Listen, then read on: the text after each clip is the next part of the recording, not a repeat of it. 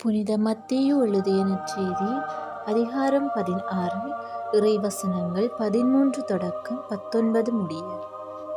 அக்காலத்தில் இயேசு பிலிப்பு செசரியா பகுதிக்கு சென்றார். அவர் தம் சீடரை நோக்கி, மானிட மகன் யாரென்று மக்கள் சொல்கிறார்கள் என்று கேட்டார். அதற்கு அவர்கள், சிலர் திருமுழுக்கு யோவான் எனவும், வேறு சிலர் எலியா எனவும், மற்றும் சிலர் எரேமியா அல்லது பிற இறைவாக்கினர்களுள் ஒருவர் என்றும் சொல்கிறனர் என்றார்கள். ஆனால் நீங்கள் நான் யாரென சொல்கிறீர்கள் என்று அவர் கேட்டார். சீமோன் பேதுரு மறுமொழியாக, நீர் மெசியா, வாழும் கடவுளின் மகன் என்று உரைத்தார். அதற்கு இயேசு, யோனாவின் மகனான சீமோனே, நீ பேறு பெற்றவன், ஏனெனில் எந்த மனிதரும் இதை உனக்கு வெளிப்படுத்தவில்லை, மாறாக விண்ணகத்திலுள்ள என் தந்தையை வெளிப்படுத்தியுள்ளார். எனவே நான் உனக்கு கூறுகின்றேன், உன் பெயர் பேதுரு, இந்த பாறையின் மேல் என் திருச்சபையை கட்டுவேன். பாதாளத்தின் வாயில்கள் அதன் மேல் வெற்றி கொள்ளா. விண்ணரசின் திறவுகோல்களை நான் உன்னிடம் தருவேன்.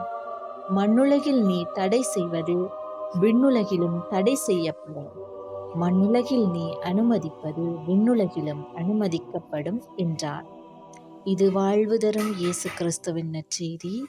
கிறிஸ்துவே உமக்கு புகழ்.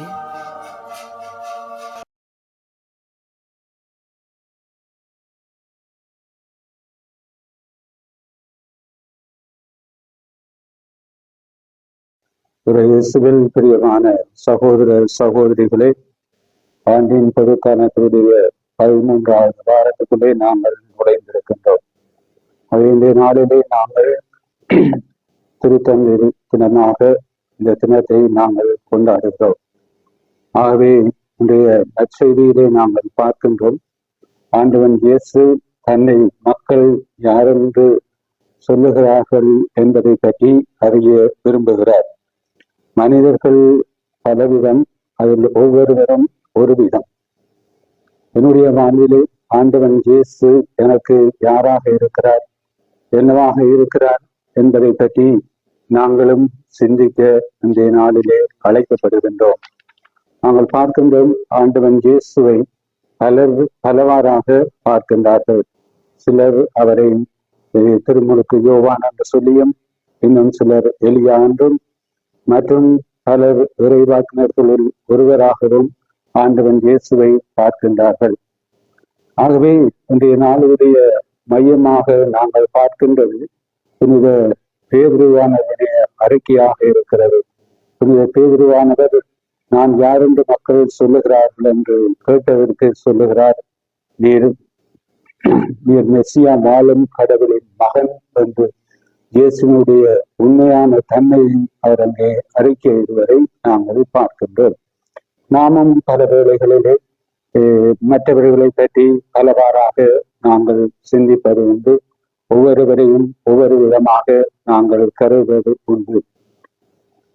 பேதுரு இயேசுவை மெசியாவாக, வாழும் கடவுளுடைய மகனாக அவர் கண்டதை போல ஏனையவர்கள் இயேசுவை இன்னொரு விதமாக நோக்குகின்றார்கள். இயேசுவை ஒரு பெரும் தீனிக்காரனாகவும், அல்லது குடிகாரனாகவும், அல்லது ஏழைகளோடு, வரி தண்டுகளோடு, பாவிகளோடு அவர் உரையாடுகிறார், உறவை பேணுகிறார் என்று சொல்லி பலவிதமான கருத்துக்களை அவர்கள் கொண்டிருந்தார்கள். என்னவாக இருந்தாலும் இயேசு ஒருவராகத்தான் இருக்கின்றார். ஆனால் ஒவ்வொருவருடைய பார்வைகளும் வேறுபடுவதை நாங்கள் காணுகிறோம். ஆனால் இயேசு நம்முடைய வாழ்விலே யாராக இருக்கிறார்? நம்முடைய வாழ்விலே இயேசு எங்களுடைய மீட்பராக, எங்களுக்கு புது வாழ்வை அளிக்கின்றவராக இருக்கின்றார்.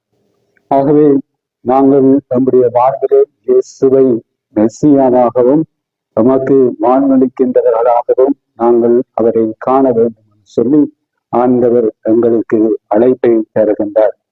ஒரு முறை ஒரு விவசாயி தன்னுடைய வயலிலே வேலை செய்துவிட்டு மிகவும் களைப்புற்ற வேளையிலே ஒரு மர நிழலிலே அவன் ஓய்வெடுத்துக் கொண்டிருக்கின்றான். அப்பொழுது அந்த வழியாக சென்று இன்னொரு விவசாயி இவன் நன்றாக உழைத்து களைத்து இப்பொழுது ஓய்வெடுக்கின்றான் என்று தனக்குள்ளே எண்ணிக்கொண்டு சென்றான். அந்த பக்கமாக வந்த இன்னொரு குடிகாரன் அவரை பார்த்து, இவன் இந்த காலை வேளையிலே குடித்துவிட்டு இங்கே தூங்கி கொண்டிருக்கின்றான் என்று சொல்லி பார்க்கின்றான். அதே போல அந்த வழியாக வந்த இன்னொரு திருடன், இவன் நம்மை போல ஒரு கல்வனாக இருக்க வேண்டும், ஏனென்று சொன்னால் இரவு முழுவதும் இவன் கண்பிடித்து திருடிவிட்டு இப்பொழுது வந்து தூங்கி ஓய்வெடுத்துக் கொண்டிருக்கின்றான் என்று சொல்லி அவன் சொல்லுகின்றான். இறுதியாக அந்த பக்கமாக இன்னொரு துறவி வருகின்றார். அங்கே அந்த விவசாயி படித்திருப்பதை கண்டு, இவன் முற்றும் துறந்த ஒரு ஞானியாக இருக்கிறான் என்று சொல்லி அவரை வணங்கிவிட்டு சென்றதாக சொல்லப்படுகிறது.